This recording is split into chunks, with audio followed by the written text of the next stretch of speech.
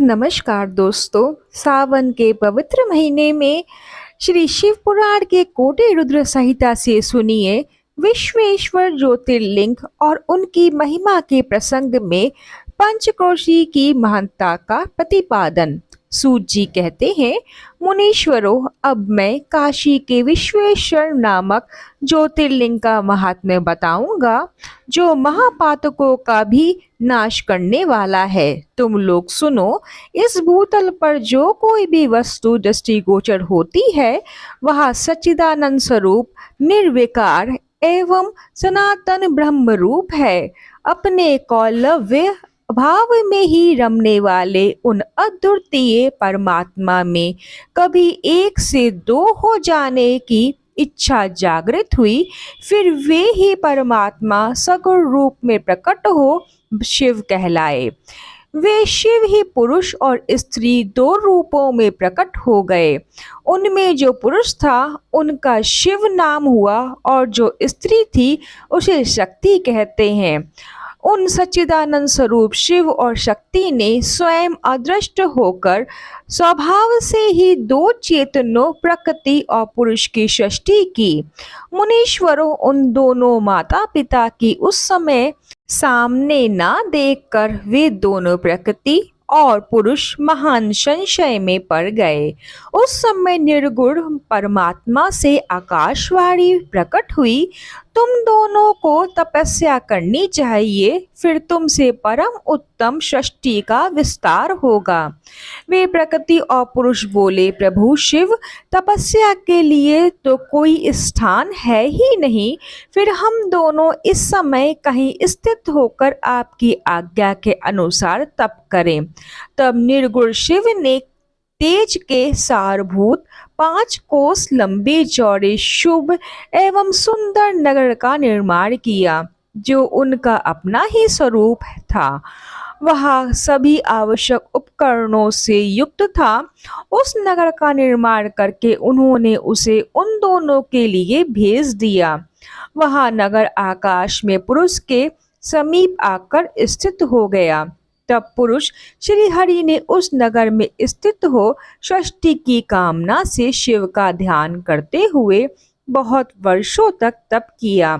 उस समय परिश्रम के कारण उनके शरीर से श्वेत जल की अनेक धाराएं प्रकट हुई, जिनसे सारा शून्य आकाश व्याप्त हो गया। वहां दूसरा कुछ भी दिखाई नहीं देता था। उसे देखकर भगवान विष्णु मन ही मन बोल उठे, यह कैसी अद्भुत वस्तु दिखाई देती है।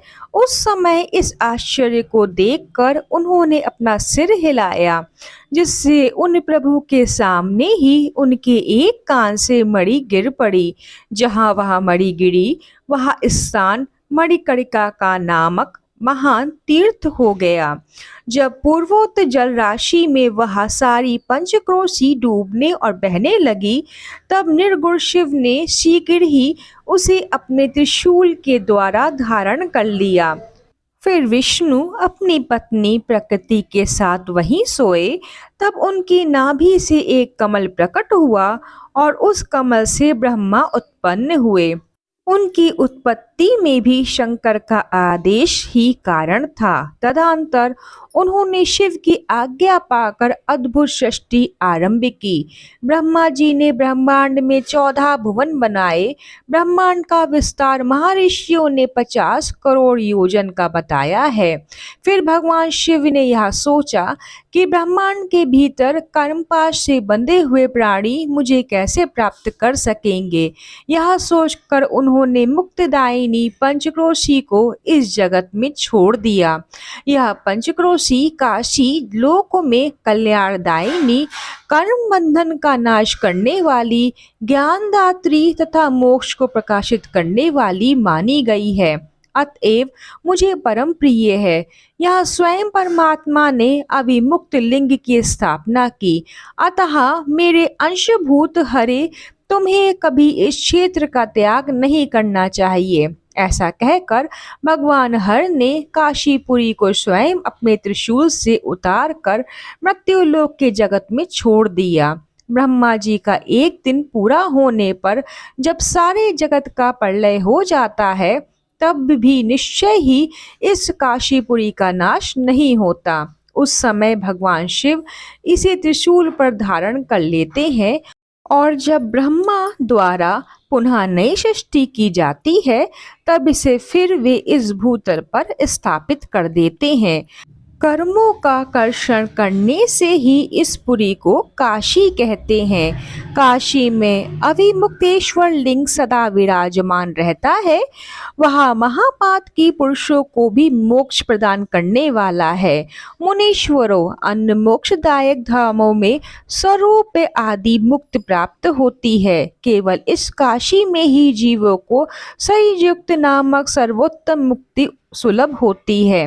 जिनकी कहीं भी गति नहीं है, उनके लिए वाराणसीपुरी की गति है। महापुण्यमयी पंचक्रोशी करोड़ों हत्याओं का विनाश करने वाली है। यहाँ समस्त अमरगण भी मरण की इच्छा करते हैं, फिर दूसरों की बात ही क्या है। यहाँ शंकर की प्रिय नगरी काशी सदा भोग और मोक्ष प्रदान करने वाली है।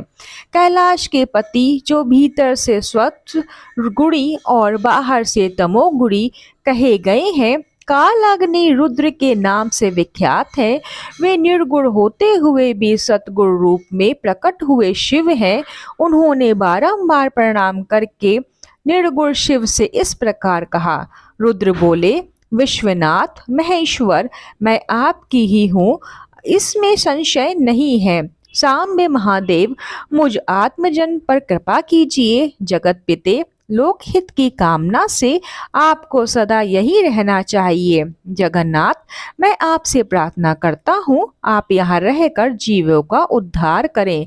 सूत जी कहते हैं, तदांतर मन और इंद्रियों को वश में रखने वाले अभिमुक्त ने भी शंकर से बारंबार प्रार्थना करके नेत्रों से आंसू बहते हुए भी प्रसन्नता पूर्वक उनसे कहा। अभिमुक्त बोले, काल रूपी रोग के सुंदर औषध देवादिदेव महादेव आप वास्तव में तीनों लोकों के स्वामी तथा ब्रह्मा और विष्णु आदि के द्वारा भी सेवनीय हैं। देव, काशीपुरी को आप अपनी राजधानी स्वीकार करें। मैं अच्युत सुख की प्राप्ति के लिए यहाँ सदा आपका ध्यान लगाए स्थिर भाव से बैठा रहूंगा। आप ही मुक्ति देने वाले तथा संपूर्ण कामनाओं के पूरक हैं, दूसरा कोई नहीं। अतः आप परोपकार के लिए उमा सहित सदा यहाँ विराजमान रहें। सदा शिव आप समस्त जीवों को संसार सागर से पार करें।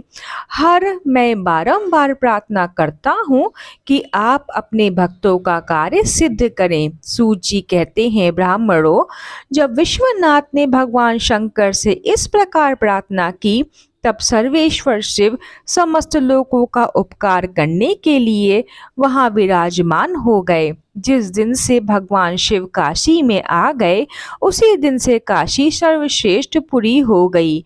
यह महात्म सावन के महीने में सुनना अत्यंत पुण्य फलदायी होता है। अतः इसे सुनकर आप पुण्य के भागी बने। फिर मिलते हैं अगली वीडियो में। तब तक ओम नमः शिवाय।